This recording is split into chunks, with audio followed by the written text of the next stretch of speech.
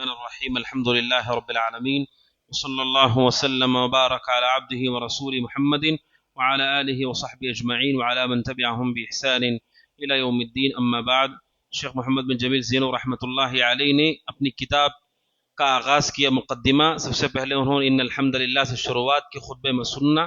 پھر اس کے بعد شیخ کہتے ہیں کہ یہ جو کتاب ہے عقیدے کی یہ سوال اور جواب پر مشتمل ہے. پہلے سوال اور پھر جواب ہے، اور جواب میں انہوں نے قرآن اور حدیث کی دلیل دی ہے. سب سے پہلی بات مقدمے میں انہوں نے ذکر کی ہے کہ اس کتاب کو انہوں نے سوال اور جواب کے طریقے پر ترتیب دیا ہے.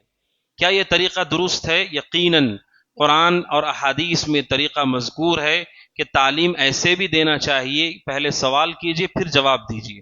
اس کا فائدہ یہ ہوتا ہے کہ لوگوں کا ذہن متنبع ہوتا ہے اور جواب میں انسان کا شوق بھی پیدا ہوتا ہے. قرآن مجید نے کئی سوالات کے جوابات دیے ہیں، پہلے سوال نقل کیا پھر جواب دیا.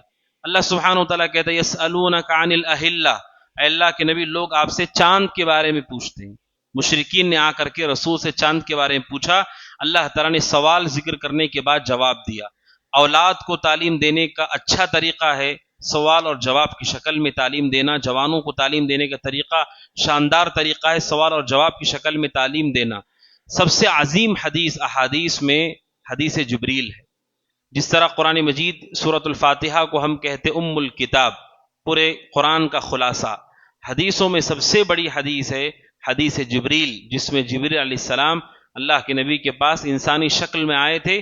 لمبی اور تفصیلی حدیث جو صحیح مسلم کی پہلی حدیث ہے. وہ جو حدیث ہے اس حدیث کو کہا جاتا ام السنہ. جس طرح سورہ فاتحہ کو کہتے ام الکتاب، اس حدیث کو کہتے ام السنہ، پوری سنت کا خلاصہ. سب سے جو عظیم حدیث ہے احادیث میں حدیث جبریل، وہ بھی سوال اور جواب پر مرتب ہے. حضرت جبریل نے آ کر کے کیا کیا؟ گھٹنے سے گھٹنا لگایا اور ہاتھوں کو ران پر رکھ دیا اور کہا اخبرنی عن الاسلام، بتائیے اسلام کے بارے میں. سوال کیا پھر اللہ کے نبی نے جواب دیا، پھر سوال کیا پھر جواب دیا. سب سے عظیم حدیث اسلام کی سوال اور جواب پر مرتب ہے. شیخ رحمہ اللہ نے بھی اسی طرز پر عقیدے کی اس رسالے کو سوال اور جواب پر ترتیب دیا ہے. اسی لیے جب پہلا سوال آئے گا تو وہ حدیث جبریل کا ہی سوال ہے اور اسی کا جواب شیخ نے ذکر کیا ہے. یہ شریعت کے طریقے کے عین مطابق ہے کہ سوال اور جواب کی شکل میں دین کو پہنچانا چاہیے. پھر دوسری بات شیخ نے مقدمے میں ذکر کی ہے کہ میں نے جواب دیا ہے، دلیل دی ہے جواب میں قرآن سے اور حدیث صحیح سے. صحیح جواب کون سا ہے؟ جوابات تو ہر کسی کے پاس ہوتے ہیں. صحیح جواب وہ ہے جس میں قرآن کی دلیل دی جائے اور صحیح حدیث کا حوالہ ہو. یہ صحیح جواب ہے. ورنہ کسی بھی باطل گمراہ فکر کے آدمی کے پاس جائیے، کوئی نہ کوئی عقل سے دلیل دے دے گا، وہ کہیں نہ کہیں کھینچ کر کے کچھ نہ کچھ بتا ہی دے گا. وہ چاہے غیر مسلم کے پاس بھی آپ جائیں وہ بھی کوئی نہ کوئی جواب دے گا. جواب وہ صحیح ہوتا ہے جس میں قرآن کی دلیل ہو، اور حدیث میں بھی وہ حدیث الحدیث الصحیح جو صحیح حدیث ہے. ورنہ جھوٹی اور من گھڑت حدیثوں میں تو نہ جانے شرک اور بدعت بھی مل جائے گا، اس کا اعتبار نہیں. صحیح حدیث کا حوالہ ہو. شیخ نے کہا کہ میں سوالات کے جوابات دوں گا قرآن کی روشنی میں اور حدیث صحیح کی روشنی میں، کہتے ہیں تاکہ سامنے والے کو جواب پر اطمینان ہو. اور آخر میں شیخ کہتے ہیں عقیدہ توحید جس کا راسخ ہو، مضبوط ہو، اس آدمی کے لیے دنیا میں بھی سعادت ہے اور آخرت میں بھی سعادت ہے. دنیا میں سعادت یہ ہے جس کا عقیدہ صحیح ہوگا، وہ شرک سے، بدعات سے، ضلالتوں سے بچے گا. اس کے دل میں بھی اطمینان ہوگا، بصیرت پر وہ اللہ کی عبادت کرے گا. اور کسی نہ کسی دن تو انسان کو جانا ہی ہے، اور وہ جائے تو صحیح عقیدے کے ساتھ دنیا سے جائے، اللہ سے ملاقات کرے صحیح عقیدے کے ساتھ. آخرت بھی اس کی بہتر ہوگی. دنیا اور آخرت کی کامیابی اس کا انحصار صحیح عقیدے پر ہے.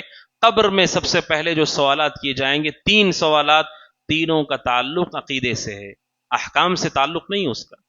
پہلا سوال من ربو کا، تمہارا رب کون ہے، توحید سے تعلق ہے اس کا. ما دینو کا، تمہارا دین کیا ہے، اس کا تعلق دین کی معرفت سے ہے. من نبیو کا، تمہارے نبی کون ہے، نبی کی معرفت سے. تینوں کے تینوں سوالات کا تعلق اعتقاد سے، عقیدے سے ہے، احکام سے نہیں ہے کہ آپ نے کیا عمل کیا، کیسے عمل کیا. تینوں سوالات عقیدے کے بارے میں ہوں گے. آخرت میں بھی اگر کوئی آدمی صحیح عقیدہ لے کر کے گیا، دنیا سے جانے کے فوراً بعد بھی اس کے لیے آسانی ہوگی کہ وہ صحیح جواب دے سکے گا. لہٰذا اس عقیدے کو جانیے کتاب اور سنت کی روشنی میں، اور اس عقیدے کو دل میں راسخ کیجیے. اور پھر شیخ دعا کرتے ہیں واللہ تعالی اسأل ان ينفع بها المسلمین، میں اللہ سے دعا کرتا ہوں کہ اللہ تعالیٰ میری اس کتاب کے ذریعے سے لوگوں کو نفع پہنچائے، وَيَجْعَلَهَا خَالِصَةً لِوَجْهِهِ الْكَرِيمِ، اور اس کتاب کو اللہ تعالیٰ اس کی رضامندی کے لیے خالص کر دے۔ یہ شیخ کی دعا ہے، اور یقیناً ان کی زندگی میں ہی اور ان کی زندگی کے بعد بھی 2010 میں شیخ کا انتقال ہوا، آج تک لوگ اس سے خوب فائدہ اٹھا رہے، اور الحمدللہ ہماری اس مسجد میں بھی ان کے اس کتاب کے درس کا آغاز ہوگا۔ اللہ سبحانہ وتعالی سے دعا کہ اللہ تبارک و تعالی شیخ کو جزائے خیر عطا فرمائے، اللہ تعالی ہم سب کو صحیح عقیدہ سیکھنے سمجھنے، اللہ سبحانہ وتعالی راسخ کرنے کی توفیق عطا فرمائے، آمین۔ هذا وصلی اللہ وسلم بنا محمد وعلى آلہ وصحبہ اجمعین، السلام علیکم ورحمۃ اللہ وبرکاتہ۔